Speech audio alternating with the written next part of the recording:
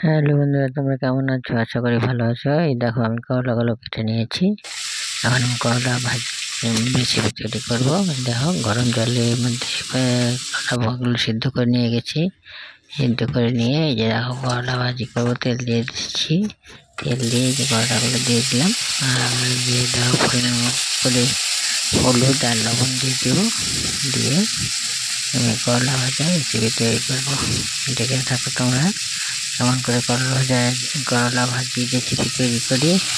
দেখে ভালো লাগলে লাইক কমেন্ট শেয়ার করে দিও এবং চ্যানেলটাকে সাবস্ক্রাইব করে দিও প্লিজ।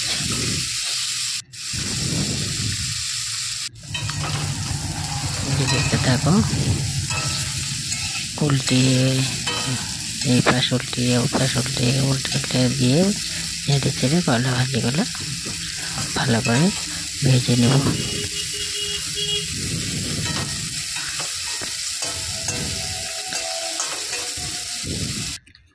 এই দেখো করলা ভাজিগুলো হয়ে আসছে। আবার দেখা হবে পরে ভিডিওতে। তোমরা ভালো থেকো, বাড়িতে করলা ভেজে খেয়েও ভালো লাগবে। করলা ভীষণ সুগারের উপকারী, তিতা করলা খেতে খুব ভালো লাগে ভাজি। পরে ভিডিওতে দেখা হবে। আসি, বাই বাই, টাটা।